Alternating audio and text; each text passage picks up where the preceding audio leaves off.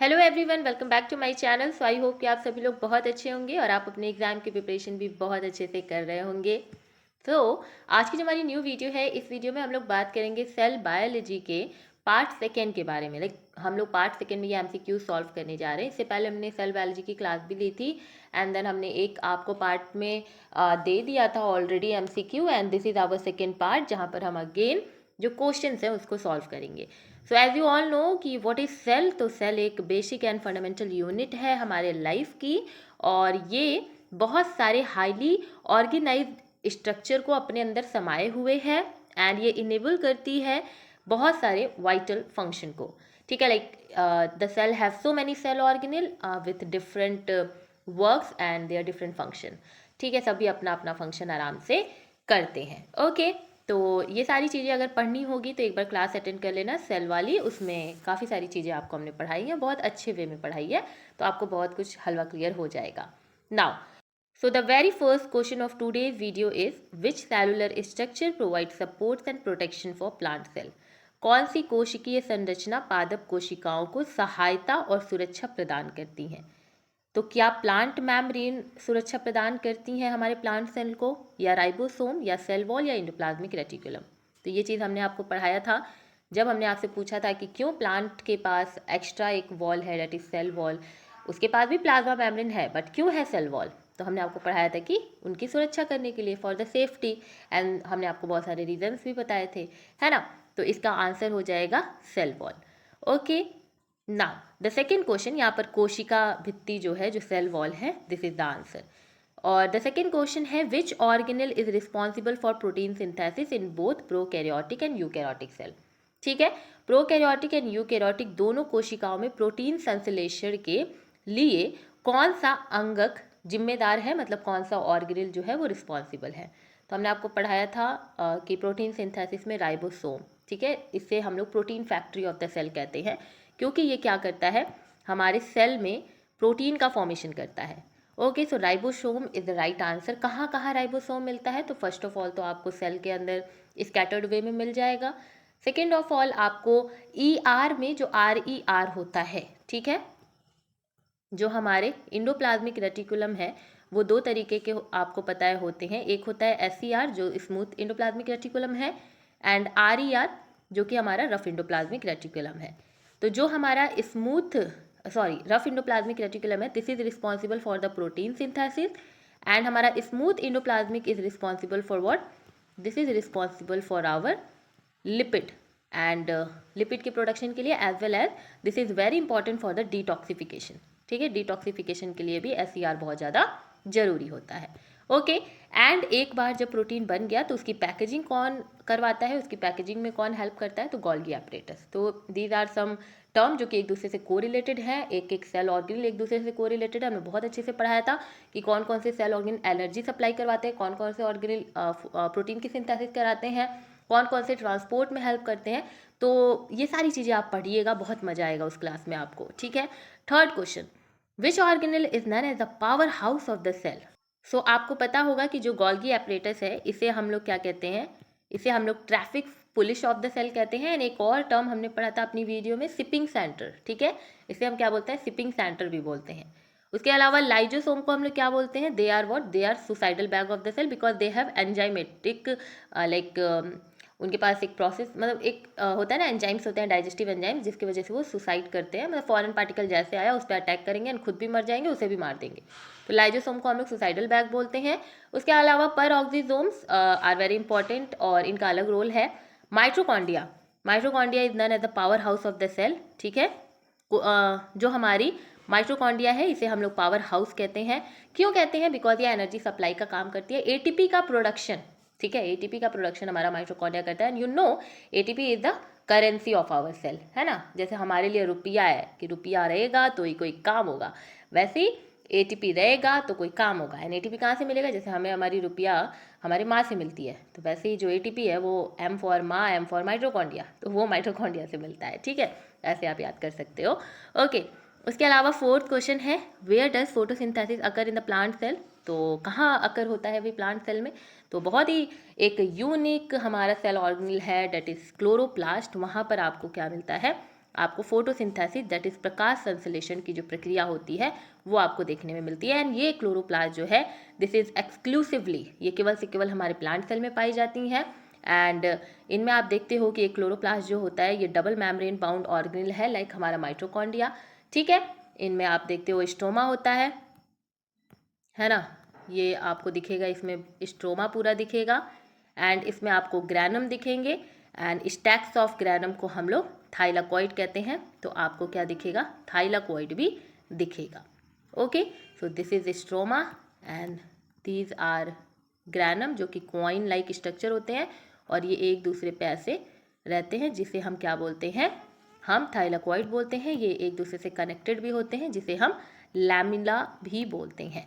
So this is the structure of chloroplast, जो कि बहुत ज़्यादा रिस्पॉन्सिबल है हमारे फोटोसिंथेसिस के लिए। क्या करता है, तो CO2 को लेता है हमारे इन्वायरमेंट से, वाटर फ्रॉम द रूट आता है हमारे प्लांट में, इससे ये क्या करता है, ग्लूकोज का फॉर्मेशन करता है। एंड बाई प्रोडक्ट में ये क्या देता है, ऑक्सीजन देता है, जो कि अगेन हम ह्यूमन बींग कंज्यूम करते हैं, और फिर ह्यूमन बींग CO2 देते हैं, जो कि CO2 हमारे प्लांट के क्लोरोप्लास्ट के द्वारा लिया जाता है, और फिर से ग्लूकोज का फॉर्मेशन होता है। तो इस तरीके से साइकिल जो है हमारे इन्वायरमेंट में चलती रहती है। तो ये जो ग्लूकोज का फॉर्मेशन है ये किसकी वजह से हो रहा है, CO2 एंड H2O की वजह से, ठीक है, C6H12O6, ठीक है, ये आपका ग्लूकोज का फॉर्मेशन होता है। और ये सारी प्रक्रिया हमारे क्लोरोप्लास्ट सेल ऑर्गेनेल में पाई जाती है, ठीक है। अच्छा, फिफ्थ क्वेश्चन है, विच organelle is responsible for sorting, modifying and packaging protein for secretion. तो स्राव के लिए प्रोटीन को छांटने, संशोधित करने और पैकेजिंग करने के लिए कौन सा अंगक जिम्मेदार है, तो लाइजोसोम जो है, दिस इज लाइजोसोम नहीं, गोल्गी एपरेटस जो है, this is responsible for sorting, modifying and packaging, ठीक है। तो गोल्गी एपरेटस यहाँ पर सही हो जाता है, गोल्गी उपकरण, ठीक है। तो ये हमारा क्या करता है, इसका स्ट्रक्चर भी कुछ ऐसे इस समान में होता है, एंड इट हैव वेसिकल वगैरह, ठीक है, जो कि पैकेजिंग का काम करते हैं। ओके, आपको हमने पढ़ाया भी था कि वेसिकल्स जो होते हैं इनका ही पाथवे होता है, जो आपके ER से प्रोटीन को गोल्गी की तरफ लेके जाते हैं, फिर डेस्टिनेशन पे लेके जाते हैं, ये सब हमने आपको पढ़ाया था। तो vesicles are responsible for the transportation. Okay, now after packaging, उसके बाद which organelle contain enzyme for intercellular digestion. तो कल भी ये क्वेश्चन सॉल्व कराया था कि इंट्रासेलुलर, इंटर एंड इंट्रा अलग अलग होता है।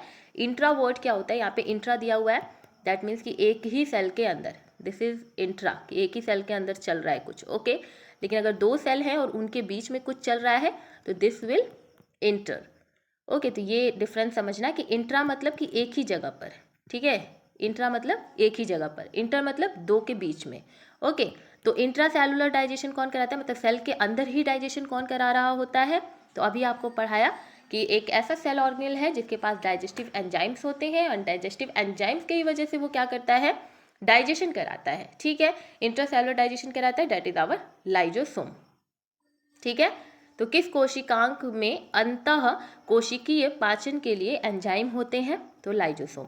एंड दैट्स वाई, क्योंकि ये डाइजेशन करा रहे होते हैं, दैट्स वाई हम इन्हें suicidal bag of the cell कहते हैं, ठीक है।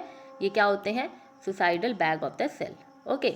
नाउ सेवंथ क्वेश्चन है, the cell membrane is primarily composed of which type of molecule. तो सेल मेम्ब्रेन किस टाइप के मॉलिक्यूल से बनी होती है, आपसे ये पूछा जा रहा है।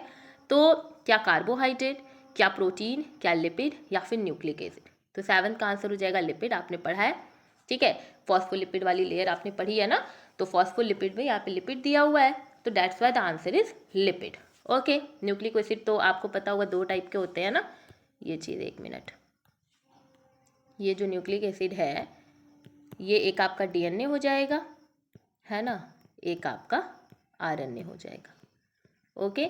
This is double stranded and this is single stranded structure, और ये हेलिकल होता है, ठीक है ना। यहाँ पर आपको समझ में आ गया। उसके बाद 8th क्वेश्चन है, which term refers to the semi fluid matrix inside the nucleus. कौन सा शब्द नाभिक के अंदर अर्ध द्रव मैट्रिक्स को संदर्भित करता है, मतलब कि सेमी फ्लूइड मैट्रिक्स। तो आपको हमने पढ़ाया था न्यूक्लियोप्लाज्म के बारे में, तो इसका आंसर यही होगा, न्यूक्लियोप्लाज्म, ठीक है। कहाँ पाया जाता है nucleoplasm, as the name suggest itself, कि न्यूक्लियस में पाया जाएगा, ऐसा प्लाज्म जो न्यूक्लियस में पाया जाएगा, ऐसा फ्लूइड जो न्यूक्लियस में पाया जाएगा। So if we talk about the structure of a nucleus, so this is our nuclear membrane, ठीक है, ये न्यूक्लियर मैम्ब्रेन हो गई। बीच बीच में आपको यहाँ पर न्यूक्लियर पोर्स दिखाई देंगे, ठीक है, ये हो गया न्यूक्लियर पोर। एंड इसके अंदर आपको न्यूक्लियोलस दिखाई देगा। क्या दिखाई देगा इसके अंदर? This is the control centre of the cell. जो न्यूक्लियस है इसे कंट्रोल सेंटर या ब्रेन ऑफ द सेल कहते हैं। दिस इज आवर न्यूक्लियोलस, ठीक है, ये हो गया हमारा न्यूक्लियोलस। एंड उसके अलावा सब कुछ फ्लूइड से भरा होता है। दिस इज आवर फ्लूइड, जिसे कि हम क्या बोल रहे हैं? न्यूक्लियोप्लाज्म बोल रहे हैं, ठीक है, ये हो गया हमारा न्यूक्लियोप्लाज्म, ऐसा फ्लूइड जो हमारे न्यूक्लियस के अंदर है, ठीक है, समझ में आया आपको? उसके अलावा यहाँ पर न्यूक्लियस में आपको क्या दिखाई देता है? आपके क्रोमैटिन। तो ये हो गए आपके क्रोमैटिन, जो आगे चल के क्रोमोसोम, डीएनए वगैरह जो आपकी जेनेटिक मटेरियल है उसको कंटेन करते हैं। एंड दिस न्यूक्लियोलस जो है, this is responsible for the ribosome का सिंथेसिस। ये राइबोसोम के सिंथेसिस के लिए जाने जाते हैं। तो दिस इज द स्ट्रक्चर जो आपका न्यूक्लियस का होता है। और यहाँ पर आपने क्या देखा? आपने यहाँ पर न्यूक्लियोलस भी देख लिया सेंटर में, न्यूक्लियोप्लाज्म आपने येलो वाला देख लिया, nuclear envelope, this is the जो आउटर कवरिंग है, एंड क्रोमैटिन, ये जो साइड में आपके हैं, दीज आर क्रोमैटिन। तो ये स्ट्रक्चर आपको हमने कंप्लीटली न्यूक्लियस का बता दिया। Okay, so the answer here is nucleoplasm. Okay, now let's talk about the 9th question. What is the function of nucleolus? देखिए, हमें तो पता भी नहीं था, ये आपका नेक्स्ट क्वेश्चन है। तो अभी आपको बताया कि ये हमारे राइबोसोम असेंबली का काम जो है वो हमारे न्यूक्लियोलस करते हैं। If you talk about the protein synthesis, तो प्रोटीन सिंथेसिस का काम हमारे राइबोसोम करते हैं। एटीपी प्रोडक्शन का काम हमारे माइटोकॉन्ड्रिया करते हैं। And can you tell me who is responsible for the DNA replication? Can you tell me कि डीएनए रेप्लिकेशन कौन कराता है? ठीक है, ये आपका क्वेश्चन है, आपके लिए है, और ज़रूर आप बताइएगा। ओके, तो न्यूक्लियोलस जो है उसका जो फंक्शन है, जो कार्य है, वो ये है कि वो राइबोसोम की असेंबली कराता है। 10th question, which structure separate the nucleus from the cytoplasm? कौन सा स्ट्रक्चर है जो न्यूक्लियस और साइटोप्लाज्म को क्या करता है? एक दूसरे से अलग करता है। तो पहले आपको विजुअल देते हैं। This is our cell, okay, and this is the cell, and इसके अंदर होता है nucleus, the control centre, and this is your cytoplasm, the whole is your cytoplasm, ठीक है, ये आपका साइटोप्लाज्म हो गया। Let me draw it, cytoplasm पहले बना लेने दीजिए, फिर आपको आसान से समझ में आ जाएगा, ठीक है। This is the cytoplasm and this is the cell, okay, and बीच में आपको दिखेगा न्यूक्लियस, जो कि कैसा होगा? न्यूक्लियस में क्या पाया जाएगा? न्यूक्लियोप्लाज्म। और कौन न्यूक्लियस को और जो हमारा साइटोप्लाज्म है उसको अलग कर रहा है? तो nuclear membrane, this membrane, okay, this membrane is responsible, जिसके वजह से जो हमारा ये साइटोप्लाज्म है, ये येलो वाला, ठीक है, ये किससे अलग हो रहा है? इस न्यूक्लियोप्लाज्म ब्राउन वाले से, ठीक है, मतलब ये पूरे न्यूक्लियस से कौन अलग कर रहा है? तो न्यूक्लियर एनवेलप, ठीक है, जो न्यूक्लियर मैम्ब्रेन है, जो न्यूक्लियर एनवेलप है, जो वो ही अलग कर रहा है। यहाँ पे परमाणु आवरण लिखा हुआ है, बट इसे हम लोग न्यूक्लियर एनवेलप ही हिंदी में भी कहेंगे, ठीक है। तो साइटोप्लाज्म से जो न्यूक्लियस को अलग करता है वो हमारा न्यूक्लियर एनवेलप होगा। What is the primary function of the nuclear envelope? Nuclear envelope का प्राइमरी फंक्शन क्या है? परमाणु आवरण या न्यूक्लियर एनवेलप का प्राथमिक कार्य क्या है? नाभिक के अंदर और बाहर अणुओं के मार्ग को विनियमित करना, मतलब regulating the passage of molecules in and out of the nucleus, synthesise करना प्रोटीन का, एटीपी का प्रोडक्शन करना, पैकेजिंग एंड सॉर्टिंग करना हमारे प्रोटीन का। तो अभी आपको पता है कि न्यूक्लियस का ऊपर का जो ये लेयर है वो न्यूक्लियर एनवेलप है। तो ये क्या करेगा? किसी भी सब्सटेंस का अंदर आना या बाहर जाना, इसका ये गार्डिंग करेगा ना, इसके लिए रिस्पॉन्सिबल होगा। तो द फर्स्ट जो ऑप्शन है, दिस इज राइट, नाभिक के अंदर और बाहर जो आयंस हैं उनके लिए मार्ग बनाना कि वो अंदर और बाहर आ पाए. If you talk about the protein synthesis, so again this is carried out by our ribosome. Producing ATP, so this is carried out by our mitochondria, and packaging and sorting of protein, this is carried out by our Golgi apparatus. Okay, तो आगे बढ़ते हैं.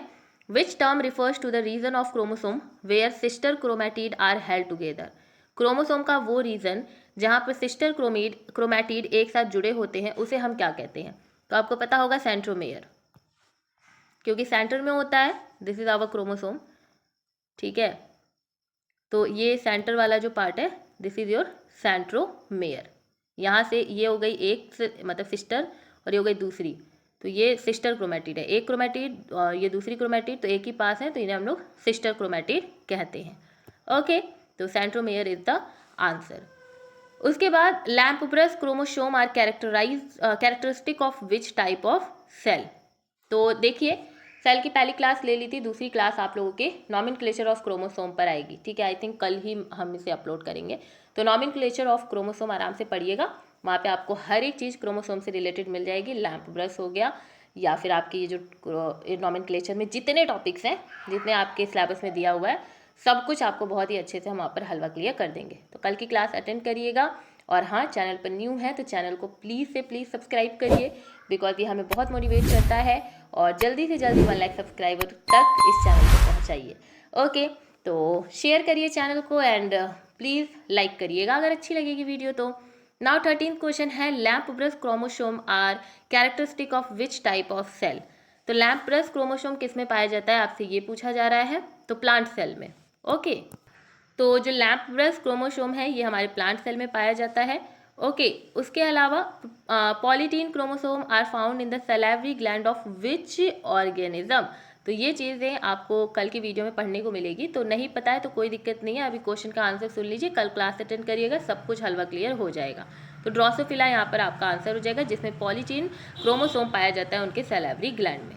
Okay, उसके अलावा which phase of the cell cycle involve DNA replication. इसमें से कौन सी सेल साइकिल की फेज है जहाँ पर डीएनए रेप्लिकेशन होता है. तो बहुत ही इंपॉर्टेंट एंड बहुत ही ज़्यादा इजी क्वेश्चन है, the S phase. S phase में ही डीएनए रेप्लिकेशन होता है, आपको पता होगा. G0, G1, G2, S phase, these are the phase जो आपके सेल साइकिल में पाई जाती हैं. और उसमें से जो हमारा एस फेज होता है, दिस इज रिस्पॉन्सिबल, यहीं पर इसी फेज में आपको डीएनए रेप्लिकेशन देखने को मिलता है. और आप बहुत अच्छी तरीके से डीएनए का रेप्लिकेशन जो है वो आप यहाँ पर देख लेते हो एस चरण में. ओके, उसके अलावा 16th क्वेश्चन है, during which phase of mitosis do sister chromatid separate and move to the opposite pole of the cell.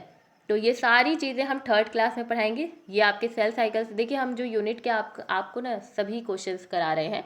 Unit में आपके पहले सेल का छोटू मोटू क्वेश्चन था, फिर आपके क्रोमोसोम के क्वेश्चन हैं, उसके बाद आपके सेल साइकिल के क्वेश्चन हैं, फिर आगे चल के आपको वो दिखेंगे यूप्लॉडी, ऑटोप्लॉडी, इनसे क्वेश्चंस आपको मिलेंगे. तो पूरा यूनिट कवर करा रहे हैं, डेट्स वाई सारे क्वेश्चंस यहाँ पर आपको मिल रहे हैं. Okay, during which phase of the mitosis do sister chromatid separate and move to opposite poles of the cell. तो बहुत ईजी क्वेश्चन है, एनाफेज. ओके, तो 16 का आंसर हो जाएगा कि एनाफेज. माइटोसिस के किस चरण के दौरान बहन क्रोमैटिड मतलब सिस्टर क्रोमैटिड अलग हो जाते हैं और कोशिका के विपरीत ध्रुवों में चले जाते हैं, मतलब पोल पे चले जाते हैं. ठीक है, तो anaphase is the right answer. 17th question है, which type of cell division produce gamete. क्या माइटोसिस से गैमेट का प्रोडक्शन होता है, क्या क्लोज्ड माइटोसिस से, मियोसिस से, या ए माइटोसिस से. तो हमारा जो आंसर हो जाएगा वो मियोसिस हो जाएगा. डरिएगा नहीं, बिल्कुल हम आपको सच बता रहे हैं. जब आपको हम सेल साइकिल पढ़ाएंगे वहाँ पर आपको ये सारे टर्म्स पढ़ने को मिलेंगे, माइटोसिस, क्लोज माइटोसिस, मियोसिस, ए माइटोसिस, सब कुछ हम बहुत ही हलवा क्लियर कराएंगे. और चंद ही कुछ मिनट्स में आपके सारे टॉपिक्स क्लियर हो जाते हैं बहुत ही अच्छे से. तो do like, share, subscribe and press the bell icon. Okay, जिससे कि नोटिफिकेशन मिल जाए और सारी क्लासेस आप अटेंड कर पाओ और अपने पेपर में आग लगा के आओ पूरा. ओके, तो किस प्रकार का कोशिका विभाजन युग्मक उत्पन्न करता है. तो मियोसिस. ठीक है, इतना बड़ा नाम है भाई, ये मैं नहीं पढ़ पाऊंगी. अर्धसूत्री विभाजन. ठीक है, मियोसिस. उसके अलावा what is the significance of aneuploidy. हमने बताया ना कि सारे आपके यहाँ पे इंक्लूडेड हैं. तो सिग्निफिकेंस ऑफ एन्यूप्लॉइडी क्या है कि it result in cell having an incorrect number of chromosome. ये आपको तब दिखाई, एन्यूप्लॉइडी आपको तब दिखाई देता है जब गुणसूत्रों की संख्या गलत हो जाती है। ये फॉर्मेशन ऑफ पॉलीप्लॉइड ऑर्गेनिज्म, मतलब एन्यूप्लॉइडी किसी में पाया जा रहा है तो आप उसको आप पॉलीप्लॉइड बोलोगे, ठीक है। उसके अलावा it causes mutation in DNA, इसकी वजह से डीएनए में म्यूटेशन होता है, बिल्कुल नहीं। या फिर it enhances the genetic diversity, जी नहीं। तो फर्स्ट यहाँ पे जो ऑप्शन है, it results the cell having an incorrect number of chromosome. तो एन्यूप्लॉइडी होने की वजह से एक ऐसा सेल बनता है जिसमें नंबर ऑफ जो क्रोमोसोम है वो गलत हो जाते हैं, ठीक है। तो ये आपका आंसर हो जाएगा, ठीक है। उसके अलावा 90th क्वेश्चन है, which term refers to the loss of portion of a chromosome. तो लॉस हो रहा है मतलब कि डिलीट हो रहा है कुछ, तो डिलीशन। डुप्लीकेशन में नंबर बढ़ जाएगा, इन्वर्जन में उल्टा सीधा हो जाएगा, ट्रांसलोकेशन में एक जगह से दूसरी जगह चले जाएगा। ये हमने आपको पढ़ाया है बट फिर से पढ़ा देंगे, कोई दिक्कत नहीं है, ओके। क्रोमोसोम वाले नॉमेनक्लेचर में 20th क्वेश्चन है, what is the role of histone in the chromosome structure. Histone का क्या काम है, आपसे ये पूछा जा रहा है। तो आपने बहुत बार पढ़ा होगा कि हिस्टोन जो है वो हेल्प करते हैं डीएनए के पैकेजिंग में, कि वो बहुत अच्छे से पैकेज है। हिस्टोन इज अ प्रोटीन जो कि डीएनए को पूरी तरीके से पैकेज करके रखता है, एक कॉम्पैक्ट स्ट्रक्चर बना के रखता है, ठीक है। And the last question of today's video is, what is the correct order of the phases of cell cycle. इनमें से कौन सा ऑर्डर सही है आपके सेल साइकिल में। क्या पहले G1 आता है, फिर G2 आता है, फिर S आता है, फिर M आता है। क्या पहले S आता है, फिर G1, फिर G2, फिर M, या G1 S G2 M, M G1 S G2। तो आपको बताना है कि इसमें से कौन सा सही है, and this is your homework, ठीक है। ये आपको बताना है हमें कमेंट बॉक्स में। तो कमेंट बॉक्स को भरिए और वहाँ बताइए इसका आंसर। जिसने सबसे पहले बताया, आई विल लाइक उनका क्या करेंगे, उन कमेंट को पिन कर देंगे, ठीक है। तो आपके अप्रिसिएशन के लिए, एंड ज़रूर से ज़रूर बताइएगा इसका क्या आंसर है। और नहीं पता होगा तो कोई बात नहीं, कल का क्लास आप अटेंड करिएगा। लाइक देखिए, कल तो हम आपको नॉमेनक्लेचर ऑफ क्रोमोसोम पढ़ाएंगे, उसके बाद फिर हम आपको सेल साइकिल पढ़ाएंगे, तो वहाँ पे ये सारी चीज़ें आपको क्लियर हो जाएगी। तो आप अपने ऑब्जेक्टिव पेपर के साथ साथ बाबा सब्जेक्टिव पेपर भी देखिए, क्योंकि सब्जेक्टिव पेपर जो है ना, वो आपके फर्दर एग्ज़ाम्स के लिए नींव है, वो नहीं रहेगी आगे कोई पेपर नहीं निकाल पाओगे। केवल ऑब्जेक्टिव सॉल्व करके आप पेपर दे के आओगे तो वो चंद मिनट, चंद घंटों की वो ज्ञान है जो केवल आप भर रहे हो अपने एग्ज़ाम के लिए।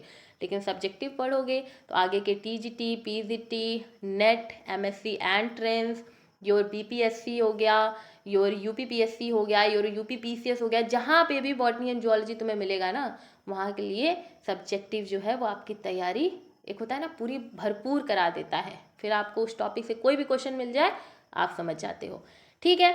तो ये चीज़ें आपको करनी है कि सब्जेक्टिव क्वेश्चंस आपको देखने हैं, सब्जेक्टिव जितने भी मेरे वीडियोस हैं उनको देखने हैं।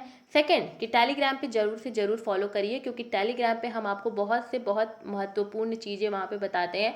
अभी तो हमने स्टार्ट किया है कि डेली न्यूज़ आपको हम साइंस से रिलेटेड, बॉटनी एंड जूलॉजी से रिलेटेड मेरी जितनी न्यूज़ होती है 2 दिन से, तो ट्राई कर रहे हैं कि आपको दे दें, और आगे भी हम ट्राई करते रहेंगे। प्लस वहाँ पे बच्चे अपने नोट्स भी शेयर करते हैं, तो आपको नोट्स भी तैयार हो जाएंगे। कोई भी अपडेट होती है, कोई भी क्विज वगैरह होता है तो वहाँ पे चलता रहता है। थर्ड, आपको चैनल का जो कम्युनिटी बॉक्स है वहाँ पे चेक करना है, वहाँ पे भी आपको बहुत इन्फॉर्मेशनल चीज़ें देखने को मिलती है। And if you want to follow me on Instagram, तो आप इंस्टाग्राम पे भी हमें फॉलो कर सकते हैं। पोस्ट के द्वारा आपको चीज़ें देखने को मिलती हैं, थ्रू द स्टोरी आपको कुछ चीज़ें समझने को मिलती हैं। एंड हमसे इंटरेक्ट करने का सबसे अच्छा वे आप इंस्टाग्राम पे देख सकते हो, तो वहाँ पे भी आप हमें फॉलो कर सकते हैं। मिलते हैं नेक्स्ट वीडियो में, और तब तक के लिए आप हंसिए, मुस्कुराइए, बहुत खुल के हंसिए, ठीक है। आज मेरे कहने पर अभी हंस दो, हंस दो, हंस दो, हंस दो, थोड़ा सा हंस दो, ओके। चलो ठीक है, मिलते हैं नेक्स्ट वीडियो में। Bye bye, take care, be happy, bye bye, and do share, subscribe and what like to this video, okay, bye bye.